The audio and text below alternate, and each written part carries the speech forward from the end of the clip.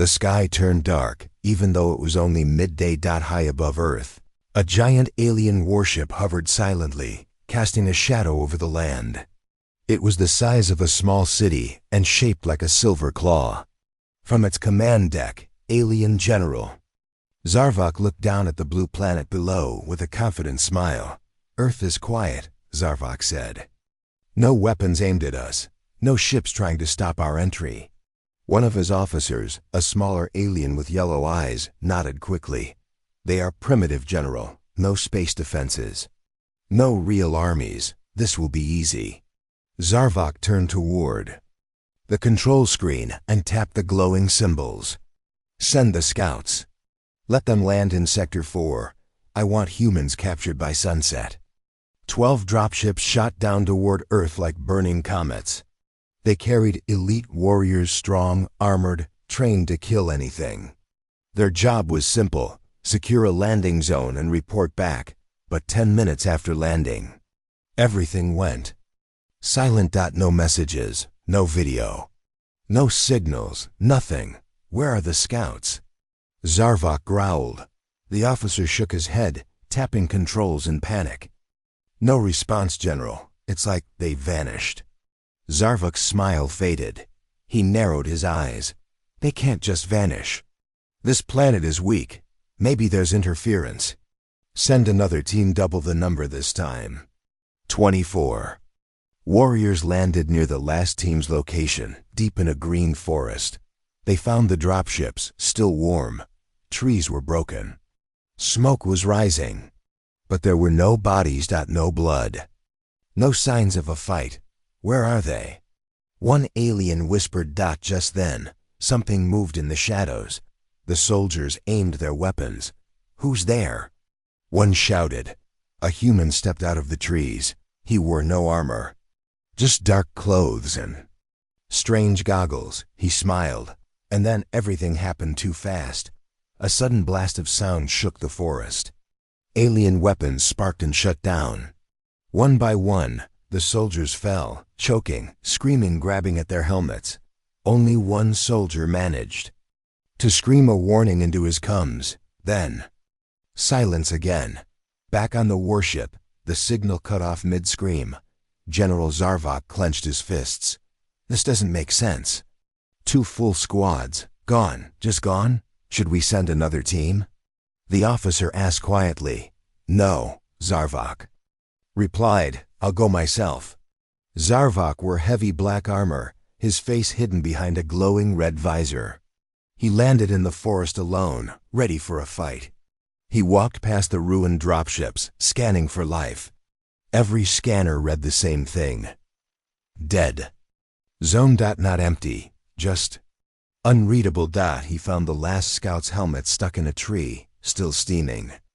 Beneath it, strange symbols were carved into the bark. Zarvok bent closer. The symbols were in the alien's own language. But they weren't written by him. They said, "We see you." Suddenly, a noise behind him. Zarvok turned, blaster ready. But it was just wind, trees moving. Still, something felt wrong. The air was too cold, too quiet. The birds had stopped singing. His cum crackled. "General Zarvok, come in. What do you see?" He opened his mouth to answer, then froze. Footprints. Human-sized, leading into the woods. He followed. They led him to a clearing wide, flat, with rocks shaped into a strange circle. In the center stood a fire, still burning. Someone had been here recently. Someone was watching him. A voice came from the trees. Calm. Male. Human. "You don't belong here." Zarvok raised his weapon. "Show yourself." A man stepped out slowly. No armor, no weapons. Just eyes that didn't blink. "You think this is your world to conquer," the man said. "You came here expecting fear. But Earth is not what you think." Zarvok aimed. "You will tell me what happened to my men." "They're gone," the man said. "Not dead, not captured, just gone, like dust in the wind." "That's not possible." "But it is," the man replied, "because this planet is alive, and it remembers pain."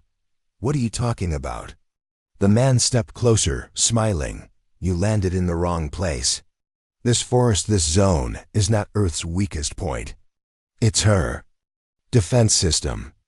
Suddenly, Zarvok's armor began to spark. His weapon shut off. Your technology doesn't work here, the man said. Your scanners, your guns, your shields, they don't belong. Earth rejects them. Zarvok tried to move. His legs were heavy. Then the ground beneath him started to shift, roots rising, vines twisting around his boots. What is this? He shouted.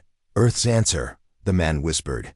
Zarvok screamed as the vines pulled him down, the forest swallowing him whole.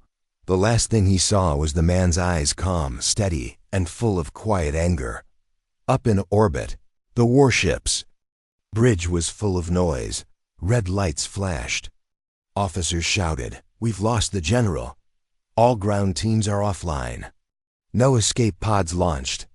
The commander in charge stared at the planet below. What kind of world is this?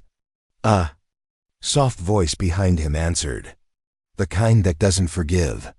He turned and gasped. A human stood in the center of the bridge. How? No alarms had gone off. No doors had opened. Security. The commander shouted. But no one moved. They were all frozen, staring at the human in fear. You came to take. The human said, but you gave us something instead. What? What do you mean? The commander whispered, you gave us a reason. And then the human vanished in a flash of light.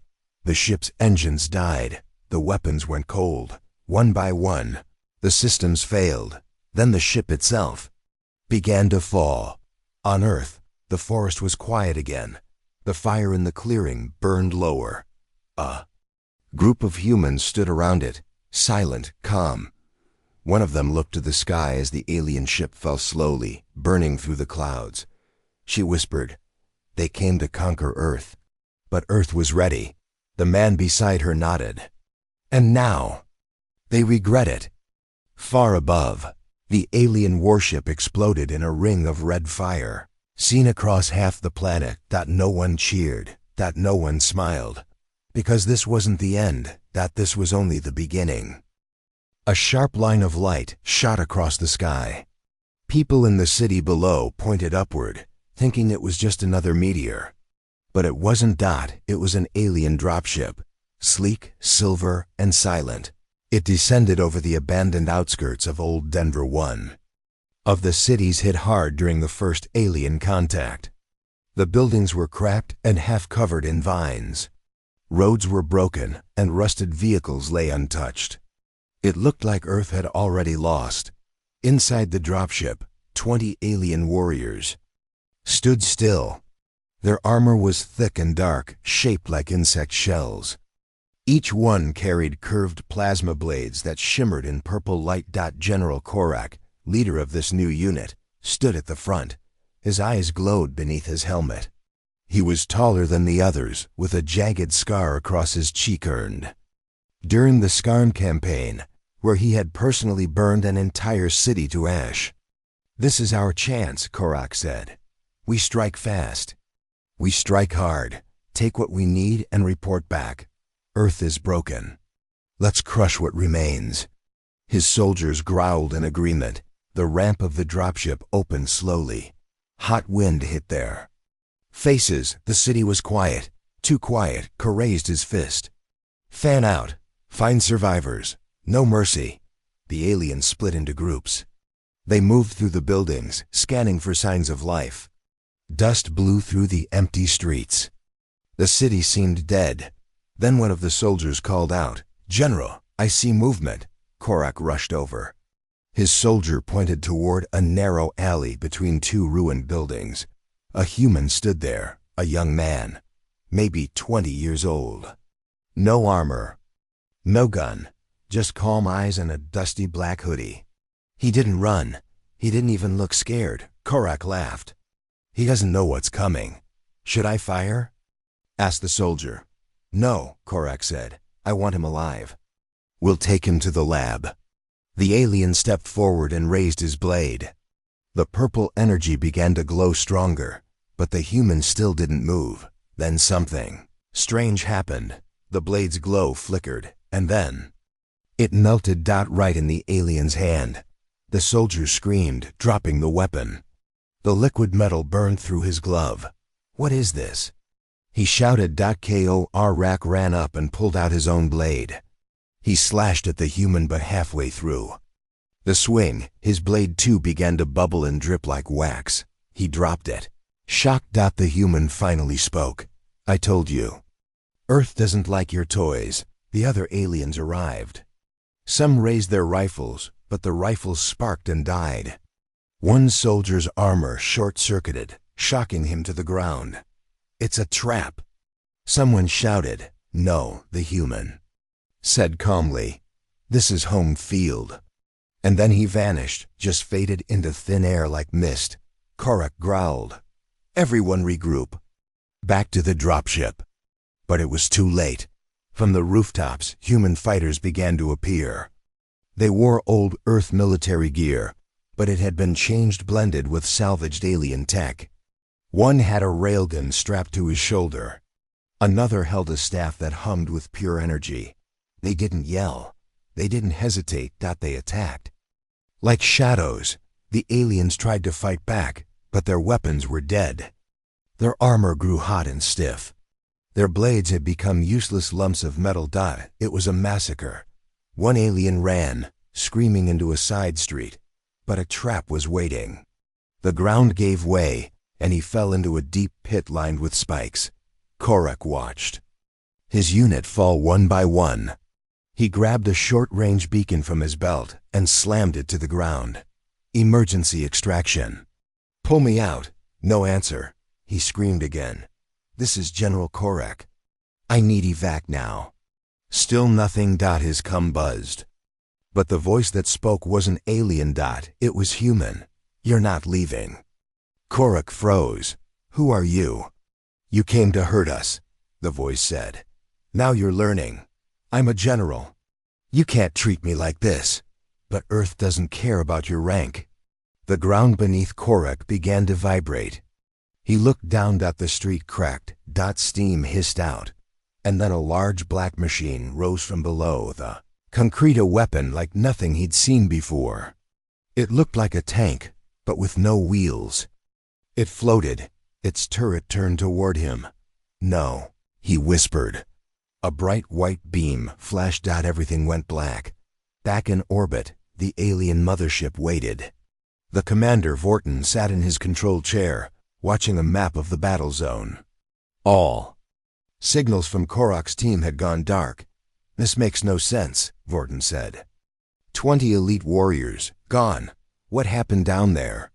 His second in command, a female named Turka, stared at the screen. "Maybe the humans found a way to jam us. Or maybe," Vorton said slowly, "we underestimated them." He stood and turned toward the other officers. "Send a recon drone. Now." The drone shot down through Earth's atmosphere. It flew over the city ruins. It scanned the ground. Nothing. No signs of alien bodies. No weapons. Just emptiness. Then the camera picked up a symbol carved into a rooftop. It was a human skull. But the eyes were glowing. Below it, written in blood-red paint, were words in the alien's own language. "Bring more." The feed cut out. Back on the mothership, silence fell. Turka looked at Vorton. "What now?" Vorton took a deep breath. "Now we prepare for war.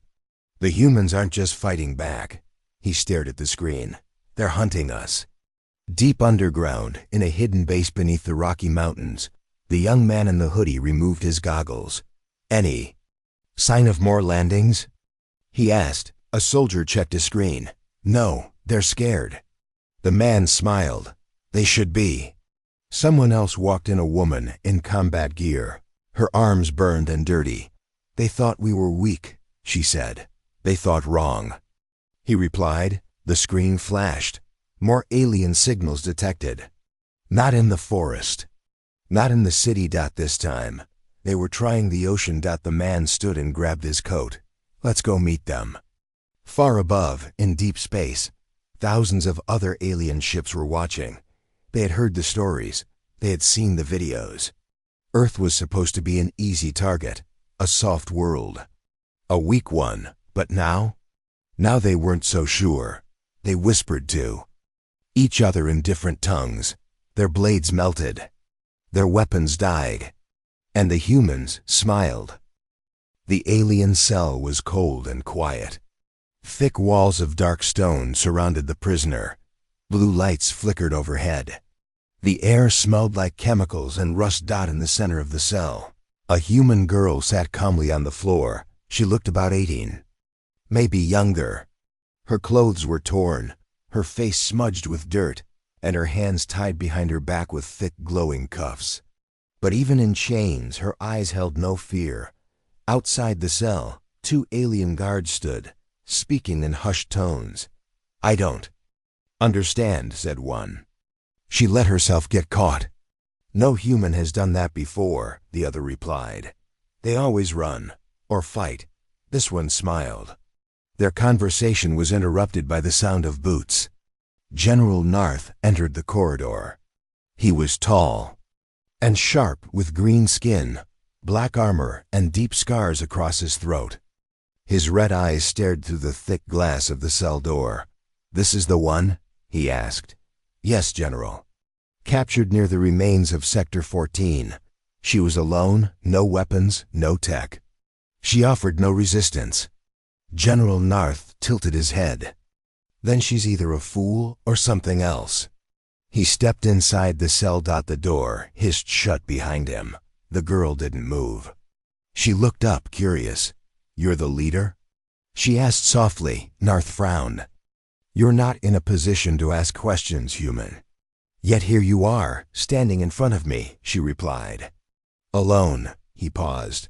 "You were caught trespassing in our territory." "I was walking," she said, "through a restricted zone." She smiled faintly. "Wasn't restricted to me." Narth leaned closer. "Who are you?" She shrugged. "Just a girl." "No, you're not." He held up a scanner. A bright light passed over her face, her body, her cuffs. Then the screen beeped, confused. No implants, no weapons, no tracking devices. Yet your brain activity is abnormal. Your heart rate is perfect. Not even afraid. "I told you," she said calmly. "I'm just built different." Narth narrowed his eyes. "You were captured alone. But your arrival was followed by a full blackout in our lower systems. Our surveillance failed for 7 minutes. During that time, 5 officers vanished." "Strange," she said. "Maybe. Your system's broken." Narth stepped back. He didn't like her tone. Too calm, too sure. He pressed a button. A new alien entered. This one was tall, dressed in a white coat, one of their scientists. "We're taking her to the research wing," the scientist said. "We'll learn everything soon." Narth nodded. "Make sure you do." The girl stood as the guards entered to move her. She didn't resist. She walked between them, relaxed. The guards led her down metal halls, through cold doors, into a long room filled with machines and strange tools.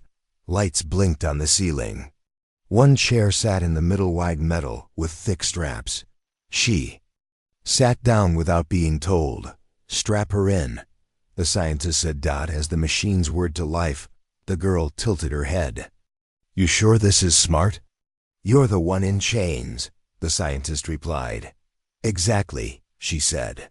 "And you should ask yourself why I let that happen." They strapped her down.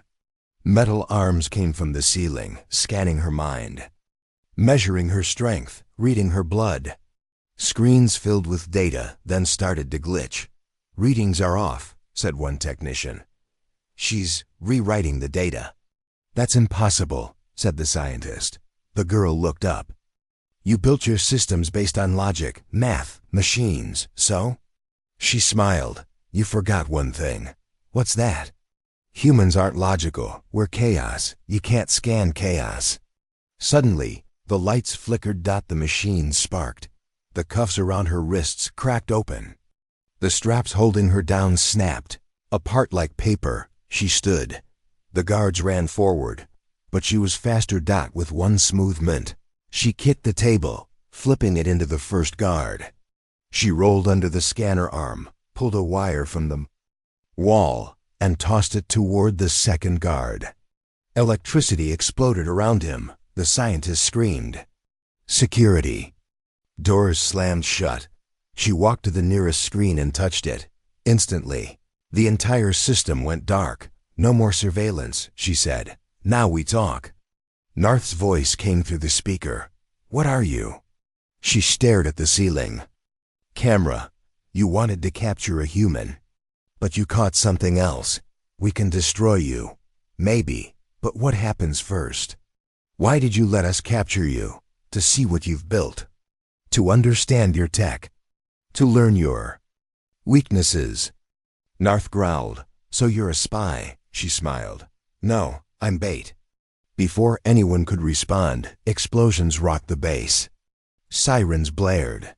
The walls shook. Outside, Earth's elite strike team, known as the Phantoms, breached the main gate. Dozens of humans in stealth suits swarmed the halls.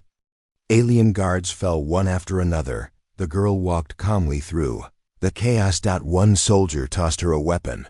I didn't need saving, she said. Yeah, the soldier replied. Next time you try getting caught, let us know. She walked past fallen enemies, not even glancing down. Target located, a soldier said through the comm. Exfil route clear. Let's move. They reached the exit. Explosions behind them lit the base in fire. Ships hovered above, pulling the team out. From the burning control room, Narth watched her escape. You said she was just a human, he growled. The scientist, shaking, answered, She is. No, Narth said. She's a predator. Back. In the hidden human base, the girl sat in a quiet room. Drinking water, a commander entered. You did well, he said. They're scared now, she replied. They should be. She looked out the window. Stars sparkled in the night sky. Do you think they understand yet? She asked. Not yet, he said. But they will. You showed them what one human can do. She nodded. And next time? She said, Next time, the commander said with a smile, we bring more. The alien laboratory was buried deep beneath the planet's surface, cold, silent, lit by pulsing green lights. Inside, the scientists worked in silence, studying the only thing they didn't understand, humans. Draxer, chief of alien biology and intelligence, stood beside a thick glass wall. Behind the wall was a cell. Inside the cell sat a human male, young, lean, calm. He wasn't screaming. He wasn't begging. He simply stared at the ceiling, humming a soft tune. Draxer turned to his team. This one was captured during the northern raid. He was walking alone in the snow. No weapons, no tech. One of the assistants frowned.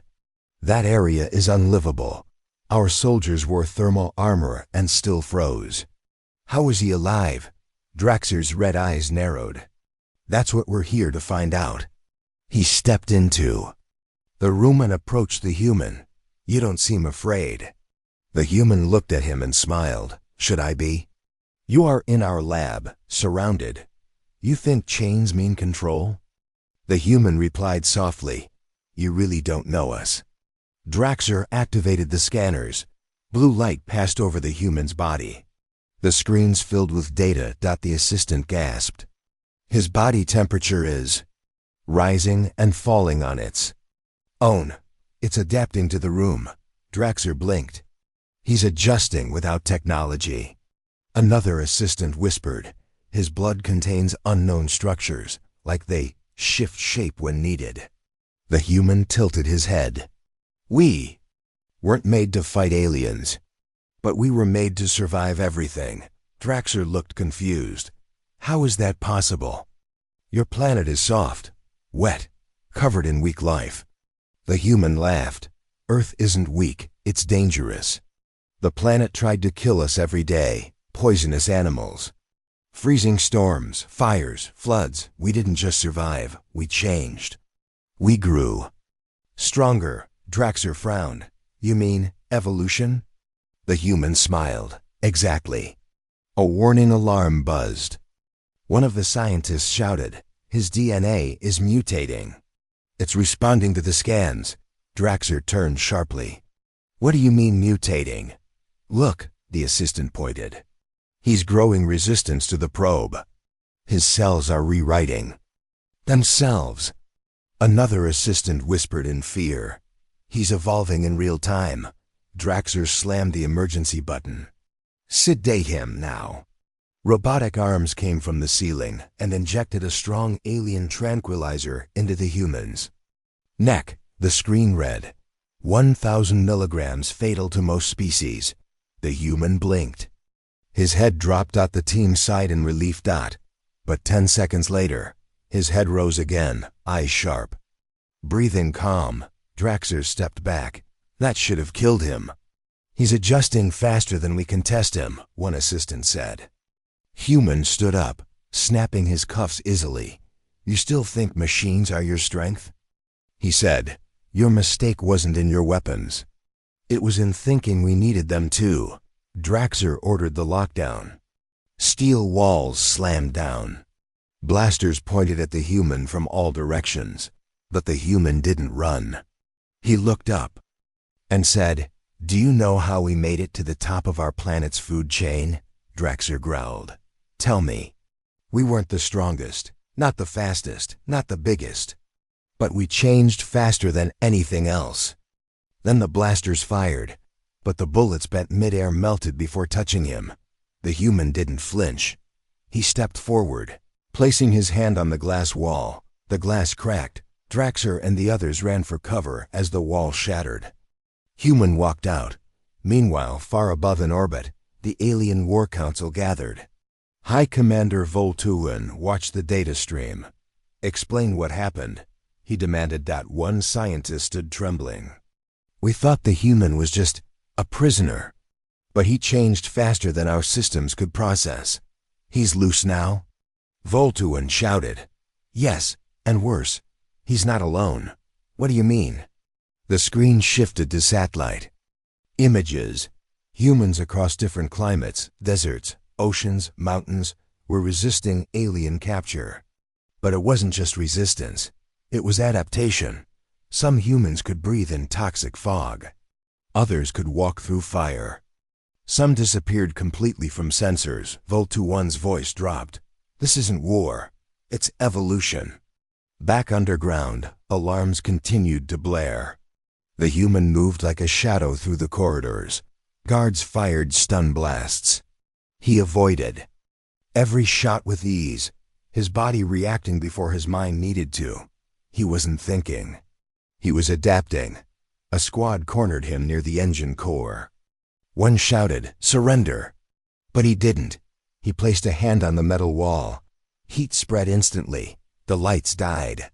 The weapons powered off. He turned and said, "Your machines are slow. Earth taught us to be faster." Then the lights came back, but in red. Self-destruct protocol had been activated. The base rumbled. Far away, the few surviving humans signaled the escape. Their ships rose through the hidden tunnels. As they flew upward, one looked back. "Did he make it?" The pilot nodded. "He stayed behind. He said the aliens needed a lesson." The base exploded. Alien High Command confirmed the loss. Voltuin sat silently in the dark room. "They don't need fleets," he whispered. "They are the weapon." A younger officer said, "We should leave Earth." Voltuin stood. "No, we should fear Earth." In a deep forest in Canada, a group of alien soldiers set up camp. They were new, young, and eager. Their commander, Glor, barked orders. "Humans are weak. Don't fall for tricks. Capture them. Break them."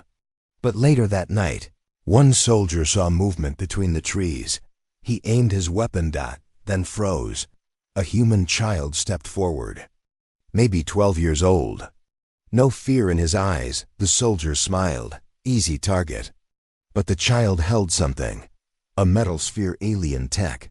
The soldier stepped back. "How do you have that?" The child pressed a button. Energy blasted out, knocking Down 2 guards, Glor shouted. It's a trap. But it was too late. From the trees, humans in forest-colored armor emerged. Silent and fast. The aliens tried to fight. Their weapons jammed, their armor locked up.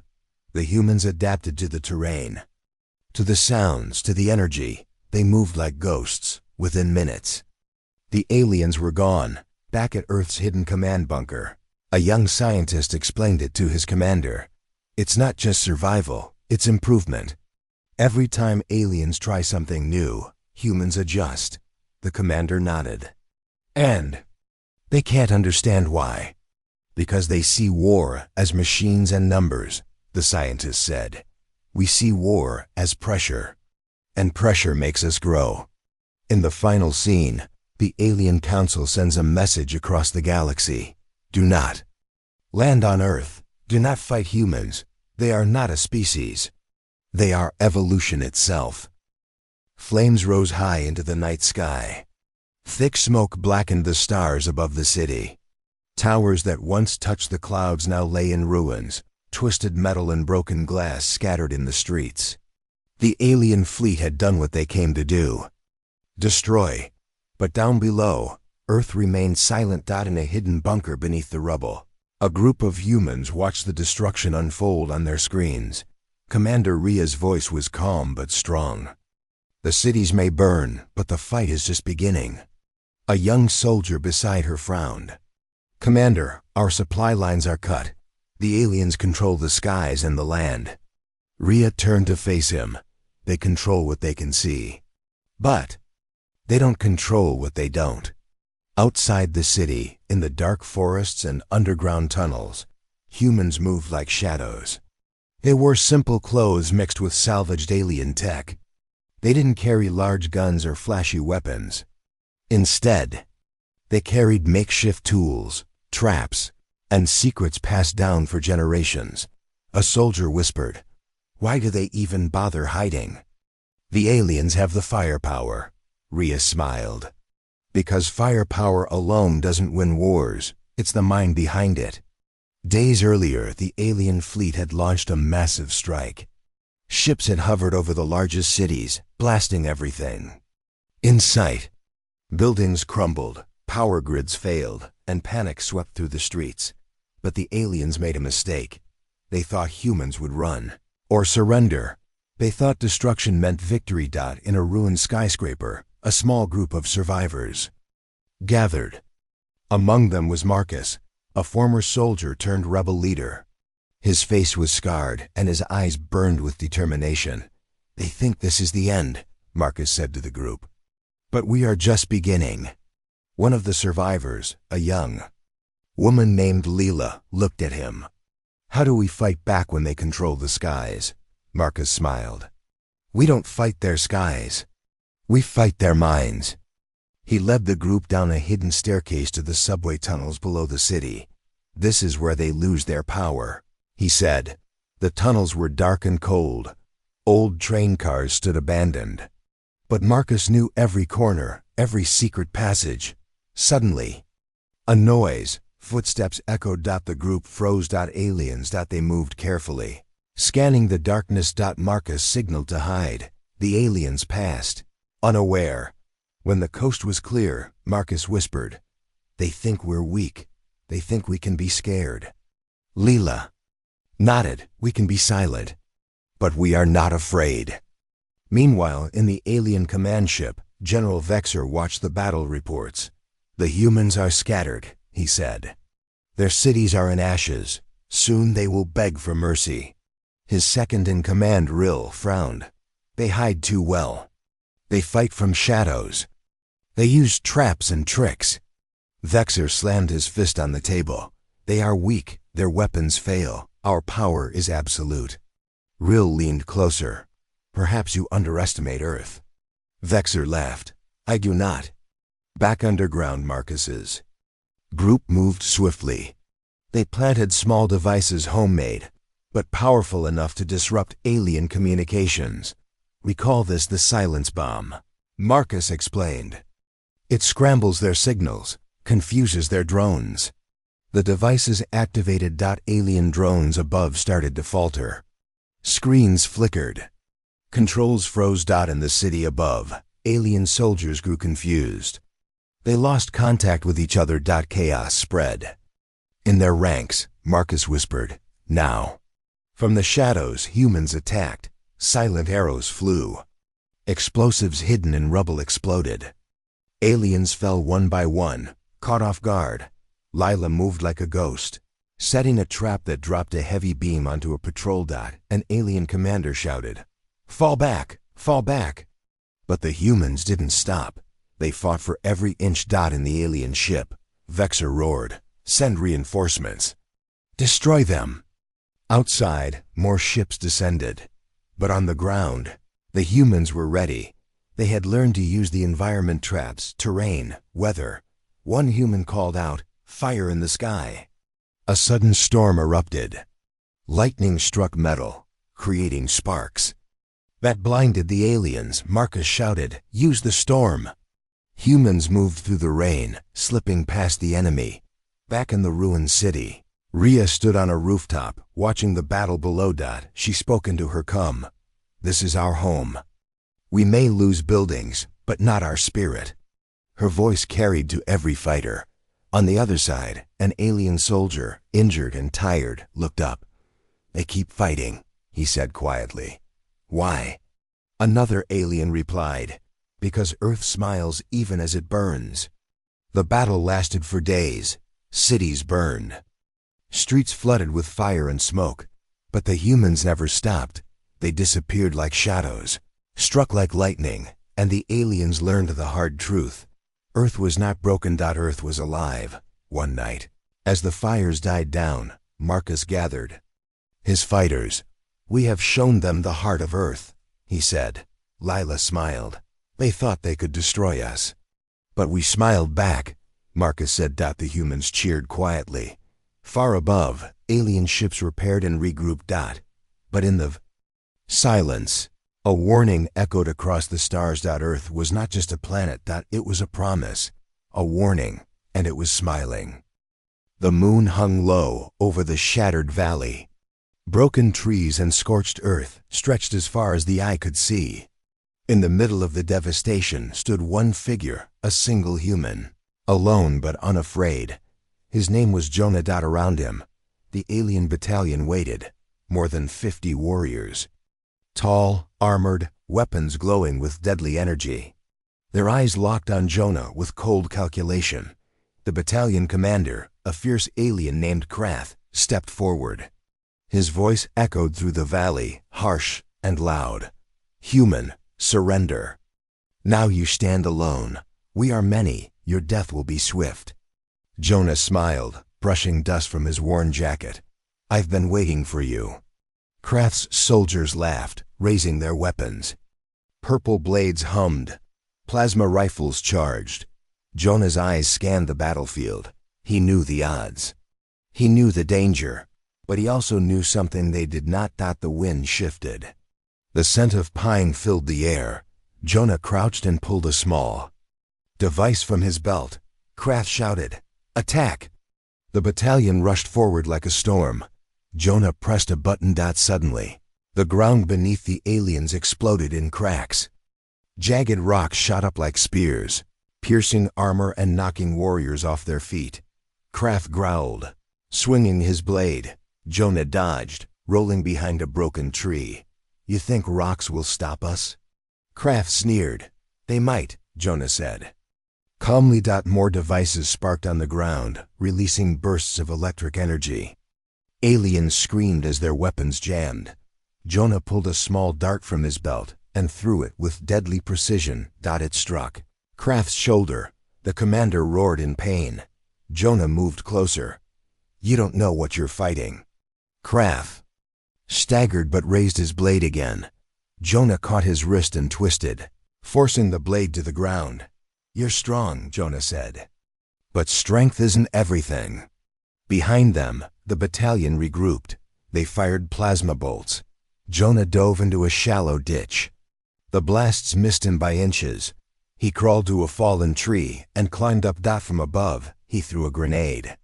It exploded in a flash of blinding light and smoke. When it cleared, 5 aliens lay unconscious. Jonah didn't wait. He jumped down and sprinted toward the next group. Kraft shook off the pain and shouted orders. "Surround him, no mistakes." The aliens closed in, weapons raised. Jonah's breath was steady. His heart beat like a drum. He pulled out a curved blade made of strange metal. It glowed faintly blue. "This is my world," Jonah said, "and I fight for it." The first alien lunged. Jonah met the attack with a swift strike. His blade sang through the air, cutting armor and flesh. One by one, he fought the battalion like a whirlwind. They attacked together, but Jonah moved faster, smarter. He used the trees, the rocks, the wind. His body twisted and turned, blocking blows, dodging fire. At one point, a soldier grabbed Jonah from behind. Jonah slammed his elbow into the alien's stomach and threw him off. He spun and kicked another attacker into the dirt. Kraft watched, astonished. How can one human fight so well? He muttered. Jonah wiped blood from his lip and smiled. "Because I don't fight like you." Hours passed. The battalion was broken. Many aliens lay on the ground, wounded or unconscious. Kraft alone stood, breathing hard but alive. "You are impressive," he said. Jonah nodded. "So are you." They circled each other, weapons ready. Then Kraft charged. Jonah waited. At the last moment, he dodged left and slashed Kraft's leg. The commander fell, roaring in pain. Jonah stood over him. "This ends now." Kraft looked up, eyes burning. "Why spare me?" Jonah smiled.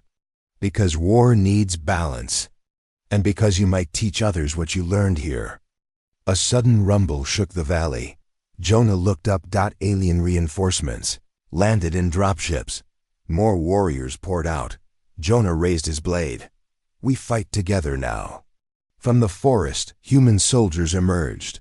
They moved fast and silent, weapons ready. The aliens hesitated. Jonah shouted, "For Earth!" The humans charged. The alien battalion, battered and surprised, retreated. Jonah and his new allies pressed the attack. Back at the alien command ship, the commander's report was grim. "We lost the battalion," a lieutenant said. "One human fought them all." High Commander Vorton frowned. "How is this possible?" "Earth breeds warriors," the lieutenant said. "Stronger, faster, smarter." Vorton's eyes darkened. "We will send more." On Earth, Jonah stood among his people. The fight was far from over, but he had shown one truth. One human could stand against an entire alien battalion and win. The earth beneath their feet seemed to hum with quiet power, and Earth smiled. The sky above Earth was no longer blue. Alien warships blocked out the sun, hovering like silent gods. Giant black ships floated over every major city, casting long dark shadows across the ground. People stared up in fear. Some hid, others prayed. But most knew what it meant. The last warning had come, or had it? Inside one of the ships, Supreme Commander Athak stood before a massive screen. His eyes were cold. His voice was calm. "We have taken their skies. Their defenses are shattered. One final message must be sent. Total surrender or total destruction." A young officer stepped forward. "Sir, the human frequencies are still blocked. They refuse all contact." Athak narrowed his eyes. "Then they leave us no choice." He raised a hand. "Prepare. The final strike. Earth will kneel, or Earth will be erased." Far below, in the ruins of what was once a human research facility, a group of scientists worked quietly in a hidden bunker. The room was dim, filled with screens, wires, and humming generators. Dr. Evelyn Hart, one of the last senior human scientists alive, leaned over a console. Sweat ran down her face. Her hands were shaking, but her voice stayed steady. "Is the device ready?" she asked. A young technician nodded. "Almost. But we still don't know if it will work." "It has to," Evelyn said. It's the only thing that can send a message powerful enough to reach every ship at once. An older man coughed from the corner. And if it fails? Evelyn looked at him. Her eyes were tired but sharp. Then we die. But we die on our feet. The technician stared at the screen. Signal strength rising. 30 seconds to full power. Suddenly, a deep hum filled the room. The floor shook slightly. Evelyn stepped back. Here we go. In orbit, inside the command ship, alarms blared. Unknown transmission incoming, one officer shouted. From where? Arthax asked. Unknown. No base, no signal source. It's just everywhere. The screen lit up. A single message appeared in glowing red letters. Leave or be erased. Arthax frowned. Is this a threat? Then the message repeated, louder this time in every alien language. Leave or be erased. Suddenly, the lights flickered. Control panels sparked. One officer screamed, They're hacking our systems. Impossible, another shouted. They have no tech left. Arthax slammed his fist on the console. Trace it. But the systems failed. One by one, weapons shut down, engines stalled. Shields dropped, and the message kept playing. This is your final warning. Leave Earth or be erased. Down on the planet, Evelyn watched as the screens turned green. It's working, she whispered. The technician grinned. They're panicking. But then the joy faded. On a nearby screen, they saw alien ships beginning to descend again, faster, angrier. They're not leaving, the technician said. They're preparing to attack. Evelyn's voice turned cold. Then we moved to Phase 2. She pressed a button marked Release. Far underground, in secret Earth vaults, something ancient and powerful began to stir. Above Earth, the alien fleet repositioned. Arthax stood before his warriors. This was their last trick. Now we end it. He raised his hand. Fire. But nothing happened. No weapons responded. The ship shook violently. What was that? Someone screamed. From deep beneath the surface, blue beams of energy burst through the clouds and struck 3 alien warships. The ships exploded mid-air, breaking apart like glass. The command room filled with chaos. They have a weapon. No. They have something else, Arthax whispered. In the forest, a strange wind moved through the trees. Animals stopped. The earth trembled. From underground, a machine unlike any the aliens had ever seen rose up. It wasn't built for war. It was built for balance, part living, part metal. It stood like a giant sentinel. Its glowing blue eyes looked up at the alien ships. And then, without firing a single shot, it spoke through Earth's atmosphere, a calm voice. Human, but beyond human. This is Earth. This is not yours. Leave now. The alien fleet hesitated. Inside the command ship, Arthax stared at the screen. His heart, though cold, felt fear for the first time. What is that? One officer whispered, It's not a weapon. Another said, It's Earth itself. Evelyn watched from her bunker. She spoke softly to the technician beside her. The machine we found beneath the ice. It was never alien tech. It was ours, but older, buried, waiting. The technician asked, Then what is it? She answered, The final defense, a gift from whatever came before us. Built not to destroy, but to protect. The ground outside shook again. More alien ships exploded. And still the voice rang through the air. This is your last chance. On the alien ship, Arthax made his choice. We fight. He ordered all remaining ships to attack the Blue Sentinel. Hundreds of plasma bolts shot through the sky. But before they hit, they vanished, swallowed by light. And then the Sentinel stepped forward. The ground cracked beneath it. Mountains trembled. The machine raised its hand toward the sky. Energy flowed upward like a wave. The alien ships didn't explode. They disappeared, clean. Instant, silent. Gone. In seconds. The battlefield cleared. Only silence remained. The humans emerged from bunkers. Tunnels, forests. They looked up at the empty sky. Evelyn wiped a tear from her cheek. They're gone, she said. The technician asked, what now? She looked toward the sentinel. We rebuild. We remember. And we never forget what we almost lost. The galaxy was silent. Every empire, every council, every distant world had paused. Screens across star systems glowed with the same image, a planet once seen as weak, now wrapped in power. Earth. Reports had flooded in from fleeing alien fleets.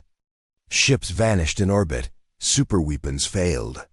Commanders who mocked humanity never returned. In the great galactic hall, leaders of 1,000 species gathered. They stared at the giant screen hovering over the council floor. Earth's signal was being broadcast live. The image showed a calm planet, blue and green, but with something different now, a glow, a hum, a presence none of them could explain. Tari delegate leaned forward. Are we sure the invasion failed? A robotic voice from the central AI answered, affirmative. 72% of invading forces destroyed. Remainder surrendered or vanished. A whisper passed through the crowd. An insectoid general hissed, how did they win? The AI displayed Earth's final message. Do not return. Earth belongs to Earth. Back on the planet, in a newly rebuilt base, Commander Rhea stood with her hands behind her back, facing the rising sun. Her uniform was dusty, her boots worn, but her eyes burned with quiet strength. The young soldier Yalen walked up, holding a datapad. Ma'am, he said, we received a transmission. Galactic Council is asking for peace talks. Rhea didn't turn. Now they talk. Yalen nodded. They're afraid. They want to understand what we used, what that thing was. Rhea finally turned. We didn't win with machines. He looked confused. But the Sentinel, the energy. Rhea shook her head. That was the answer, not the weapon. The real weapon was us. Our will, our refusal to die. Yalen looked out toward the forest, where birds flew freely again. They watched us burn our cities, he said, and we still smiled. Rhea smirked. Now they're watching something else. Across the stars, in the dark corners of old empires, warlords and kings studied Earth's final battle. They watched one human defeat a battalion. They saw alien fleets fall from the sky like dust, and they asked the same question. How? In a massive command ship floating above a cold moon, a former enemy commander named Krath sat alone in a dark room. His body was scarred from battle. His eyes, once filled with pride, were now quiet. A young officer approached. Commander, the Council requests your report on Earth.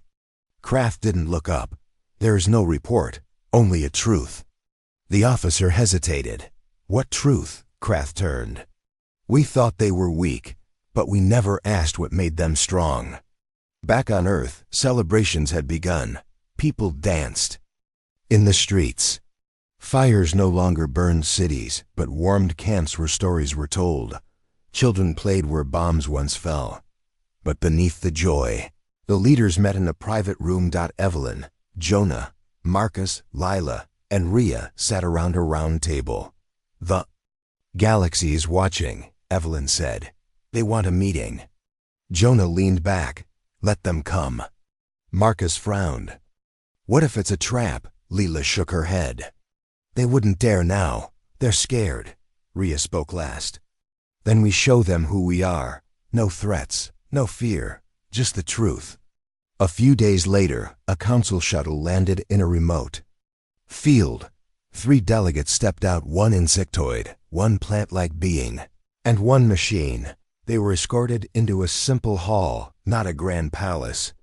Earth chose to meet with them as equals, not as rulers. Rhea stepped forward. Welcome to Earth. The insectoid clicked nervously. You could have destroyed us. Evelyn replied, that was never our goal. The plant being asked, then, what do you want? Jonah smiled. Respect. The machine delegate whirred. And if you do not receive it? Marcus stepped forward. Then we remind you. The room went quiet. Lila added softly, "We are not your slaves, not your test subjects, not your enemies. We are Earth, and we protect our own." That night, the delegate sent a message back to the galaxy. Earth is not to be taken. Earth is not to be underestimated. Earth is awake. In distant galaxies, rulers changed their maps. Fleets turned away from Earth's star. Spies deleted invasion plans. Students were taught new history lessons, ones that ended not with Earth's fall, but its rise. And somewhere in deep space, where no signal should reach, the ancient voice of the Sentinel whispered once more, "Let them come. We remember. We survive. We rise." On a quiet hill above a peaceful village, Rhea stood alone at sunset. Jonah joined her. "You think it's over?" She didn't answer at first. Then she said, "No, but they'll think twice next time." He smiled. "We showed them the heart of Earth." She nodded. "And now the galaxy knows Earth may bend, but it never breaks." They stood in silence, watching stars appear in the sky, not afraid, just ready.